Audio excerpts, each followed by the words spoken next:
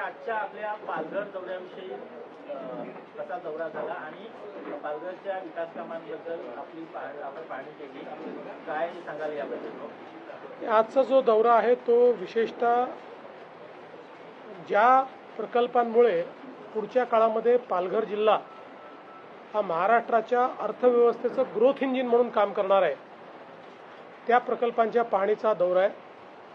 यामध्ये पहिल्यांदा आम्ही बुलेट ट्रेनची पाहणी केली, बोईसर स्टेशनची पाहणी केली, त्यानंतर आम्ही वाढवणला जे बंदर आपलं होतं आहे त्या संदर्भातली पाहणी आणि त्याची बैठक आम्ही केली। आणि आता हा जो आपला नवीन ऑफशोर एअरपोर्ट आपल्याला करायचा आहे त्या संदर्भातलं आता आमच्यासमोर प्रेझेंटेशन झालं आहे, आता आम्ही त्याची पण पाहणी करणार आहोत।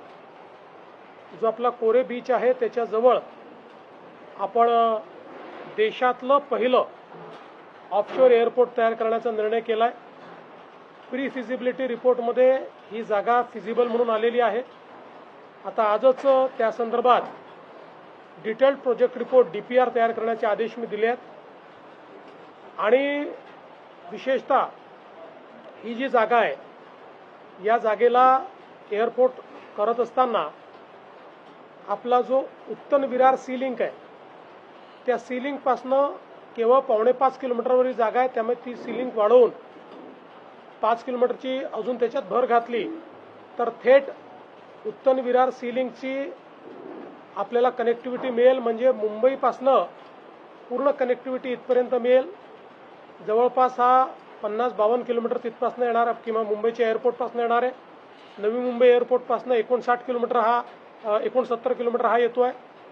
आणि दुसरं आपलं बुलेट ट्रेनचं स्टेशन हे याच्यापासून जवळ येत आहे, त्यामुळे एक प्रकारे हा जो सगळा आपला पालघर जिल्ह्यातला जो अर्बन भाग आहे त्या अर्बन भागाला एक मोठी कनेक्टिव्हिटी ही या एअरपोर्टमुळे मिळणार आहे। आणि साधारणपणे 2050 पर्यंत मुंबईमध्ये जी काही एअर ट्रॅफिक आपण अपेक्षित केलेली आहे, 2 एअरपोर्टचा विचार केल्यानंतरही जवळपास त्या ठिकाणी मोठ्या प्रमाणात एक गॅप पडते। ती गॅप हा एअरपोर्ट भरून काढेल। 2 रनवेचा एअरपोर्ट असेल, त्यामुळे 2050 सालापर्यंत मुंबईला जी काही पॅसेंजर कॅपॅसिटी आहे ती कॅपॅसिटी क्रिएट करण्याकरता हा एअरपोर्ट अत्यंत महत्त्वाचा आहे। त्या दृष्टीनं आज आपण याची पाहणी केलेली आहे। आणि आता DPR झाल्यानंतर आपला प्रयत्न असेल की पुढच्या काळामध्ये अत्यंत वेगानं याच्या मान्यता घेऊन आणि हा एअरपोर्ट आपण तयार करणार आहोत। यासोबत जो काही आपला विरार अलिबाग कॉरिडॉर आहे, त्यानंतर आपला जो नॅशनल हायवे आहे, अशा सगळ्या प्रकल्पांची आम्ही पाहणी करतो। तर विकास कामं मोठ्या प्रमाणात पालघर जिल्ह्यामध्ये आहे, मात्र हे करत असताना येथील गावांचे रस्ते आहेत त्या रस्त्यांची मोठी दुर्दशा झालेली आहे आणि त्या संदर्भात अनेक गावकरी किंवा स्थानिकांच्या तक्रारी आहेत। याबाबत त्याही संदर्भात प्लॅन तयार केलेला आहे। आज जिल्हाधिकारी महोदयांनी मॅडमनी आमच्या समोर त्याचा देखील एक पूर्ण प्लॅन मांडलेला आहे। कारण आता हे सगळं प्रोजेक्ट होत असताना आतल्या कुठल्या कुठल्या रस्त्यांवर त्या ठिकाणी ताण येईल त्या संदर्भातला एक प्रोजेक्ट तयार केलेला आहे, त्यालाही मान्यता देऊन आणि तेही रस्ते सक्षम करण्याचं काम हे करण्यात येणार।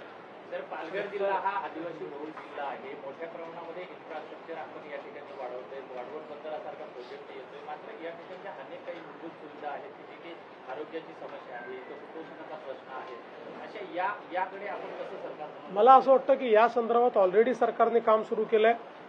आपण मेडिकल कॉलेजचं काम या ठिकाणी सुरू केलेलं आहे। अगदी जो सुदूर भाग आहे त्या भागामध्ये देखील मोठ्या प्रमाणात आपण मेडिकल इंटरव्हेन्शन्स करतो।